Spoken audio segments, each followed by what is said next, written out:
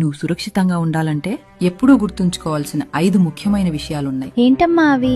మొదటిది, నువ్వు ఒంటరిగా బయటికి వెళ్ళినప్పుడు ఎప్పుడూ ఖాళీగా ఉన్న ప్రదేశాల్లోకి వెళ్ళొద్దు. జనం ఉండి కెమెరాస్ ఉన్న పెద్ద రోడ్స్ లోనే నడువు. రెండవది, ఎవరైనా పెద్దవాళ్లు నీ సహాయం అడిగితే వెంటనే నో అని చెప్పి అక్కడి నుంచి వెళ్లిపో. నార్మలీ పెద్దవాళ్లు పిల్లల్ని హెల్ప్ అడగరు. మూడవది, ఎవరైనా స్ట్రేంజర్ ఏదైనా ఇస్తే దాన్ని తీసుకోవద్దు, తాకొద్దు, తినొద్దు, దాని వాసన కూడా చూడొద్దు. నాలుగవది, మన ఫ్యామిలీ గురించి పర్సనల్ డీటెయిల్స్ ఎవరికీ చెప్పొద్దు. లైక్ మన అడ్రస్, అమ్మా నాన్న చేసే పని, ఇంట్లో ఎంతమంది ఉంటారు, లేదా నువ్వు ఒంటరిగా ఉన్నావా లేదా అనే విషయాలు ఎవరికీ చెప్పకు. ఐదవది, ఎవరైనా ఏమైనా చేసి ఇది మీ పేరెంట్స్ కి చెప్పొద్దు అంటే అది వెరీ సీరియస్ వార్నింగ్. వెంటనే నాకు లేదా నాన్నకి చెప్పాలి. సరే అమ్మా, నేను ఇవన్నీ గుర్తుంచుకుంటాను. Very good. ఇతరులపై మర్యాదగా ఉండటం కంటే కూడా నీ సేఫ్టీ చాలా ఇంపార్టెంట్. ఎవరైనా తప్పుగా కనిపిస్తే నీ మనసు చెప్పేది నమ్ము. ఏదైనా అసౌకర్యంగా అనిపిస్తే వెంటనే చెప్పు. మాట్లాడడానికి అస్సలు భయపడొద్దు. ఓకే అమ్మా.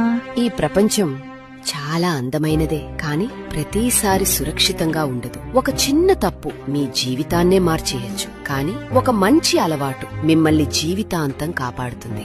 ఈ వీడియోను మీ పిల్లలకు షేర్ చేయండి.